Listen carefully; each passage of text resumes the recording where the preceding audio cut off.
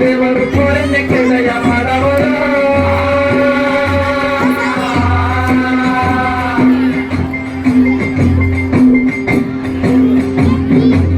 ಇಲ್ಲಿ ಕುಂತಿರೋ ನಿಂತಿರೋ ಹಿರಿಯರು ಕಿರಿಯರು ಮಕ್ಕಳು ಪರಿಗಳಿಗೆಲ್ಲ ಶರಣರಪ್ಪ ಶರಣು. ಭಾರತ ಭಾಗ್ಯ ವಿಧಾತ, ಭಾರತ ಭಾಗ್ಯ ವಿಧಾತನ ಕತಿ ಹೇಳಕ್ ಬಂದಿದ್ದೀವಿ ಸ್ವಾಮಿ ನಾವು. ಹಿಂಗಂತ ಆಡೋರು ಮತ್ತು ನೋಡೋರು ನಡುವೆ ಒಂದು ಒಪ್ಪಂದ ಮಾಡ್ಕೊಂಡು ಶುರು ಮಾಡೋಣ ಸ್ವಾಮಿ ನಾವು ಆಟನ. ಎಂದಿತ್ತು ಕಾಲ ಹೇಳಿ ನೀರ್ ಕೇಳಿದ್ರೆ ಆ ಜಾತಿ ಕೇಳ್ದಾರು, ನಾ ಮೇಲಂದಾರು ನೀ ಕೀಳಂದಾರು, ನೀರ ಕೇಳಿದ್ರೆ ಮೆಟ್ಟ ಕೊಡದಾರು.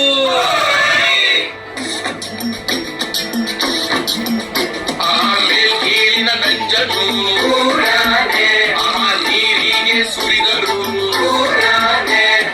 ಎಂದಿತ್ತು ಕಾಲ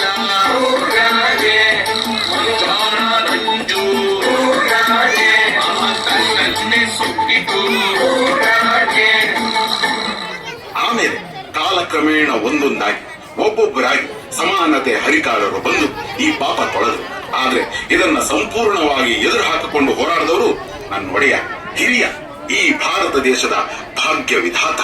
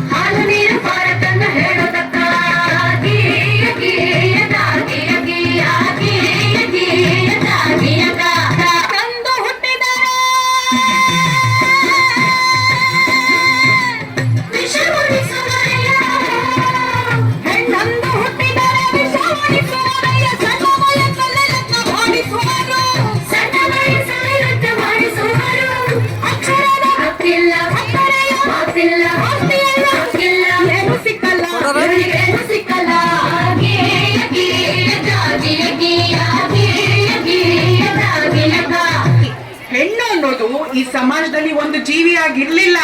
ಅವಳು ಆಸ್ತಿ, ವರ್ಣ, ವಂಶ ರವಾನಿಸೋ ಒಂದು ಯೋಜನೆ ಆಗಿದ್ಲು. ಈ ಜಾತಿ ಆ ಜಾತಿ ಸೇರ್ಬಾರ್ದು, ಆ ವರ್ಣ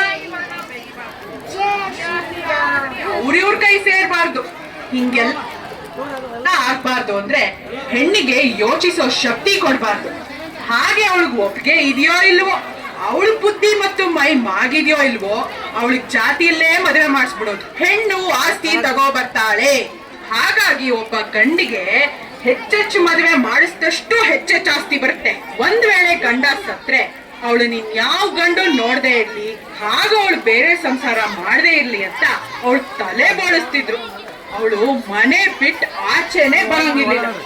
ಹೇ ನನ್ನಪ್ಪ ಸರ್ದಾರ ಗುಡುಗಿದನಯ್ಯ, ಗುಡುಗಿದನಯ್ಯ ಸಭೆಯಲ್ಲಿ ಹಿಂದಿನ ಹೆಸರಿಗರ ಬಡದಾನಯ್ಯ, ತುಳಿದಾನಯ್ಯ ನಾಳೆಯಲ್ಲಿ ಪ್ರತಿಯೊಂದು ಹೆಣ್ಣು ಮಗು ಓದು ಬರಹ ಕಲಿಯಬೇಕು. ಪ್ರತಿ ಸರ್ಕಾರಗಳು ರಕ್ಷಣೆಯ ಕೊಡಬೇಕು. ಪ್ರತಿ ಕ್ಷೇತ್ರದಲ್ಲೂ ಹೆಣ್ಣಿಗೆ ಮೀಸಲು ಭೇದ ಭಾವ ಮಾಡೋರ ಜೈಲಿಗೆ ಹಾಕಬೇಕು.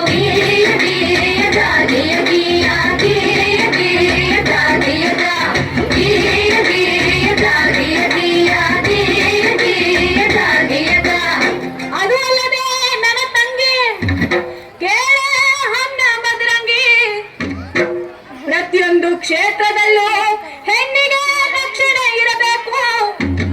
ಹಾಗಂತ ನನ್ನಪ್ಪ ಸರ್ದಾರ ಕೊಡಿಸಿದ ಹಲವು ಸವಲತ್ತು. ಪ್ರತಿ ಕಾರ್ಖಾನೆಯಲ್ಲೂ ಪ್ರತ್ಯೇಕ ಶೌಚಾಲಯ, ಪ್ರತಿಯೊಂದು ಕೆಲಸಕ್ಕೂ ಸಮನಾದ ವೇತನ, ಹೆರಿಗೆ ರಜೆಯನ್ನು ತಪ್ಪದೇ ನೀಡಬೇಕು. ಹೆಣ್ಣು ಶಿಶು ಹತ್ಯೆ ಇನ್ನು ಮುಂದೆ ನಿಷಿದ್ಧ. ಹೆಣ್ಣಿನ ಶೋಷಣೆಗೆ ರೈಲೇ ಶತಸಿದ್ಧ.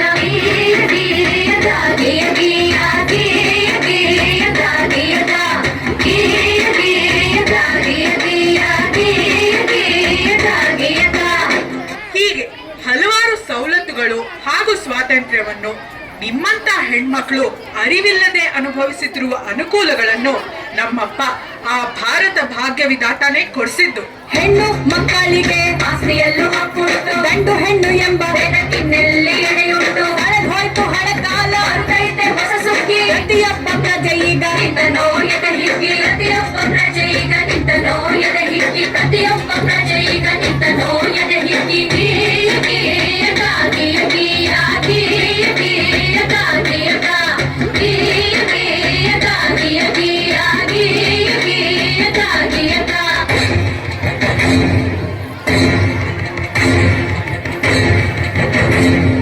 ಸಂವಿಧಾನ ಪೀಠಿಕೆ ದೀಕ್ಷಾವಿಧಿ ರಾಷ್ಟ್ರಕ್ಕೆ ಭಾರತದ ಪ್ರಜೆಗಳಾದ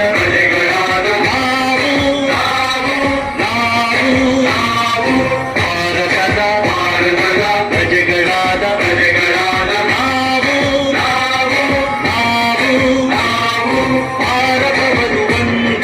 ಭಾರತವನ್ನು ಒಂದು ಸಾರ್ವಭೌಮ ಸಮಾಜವಾದಿ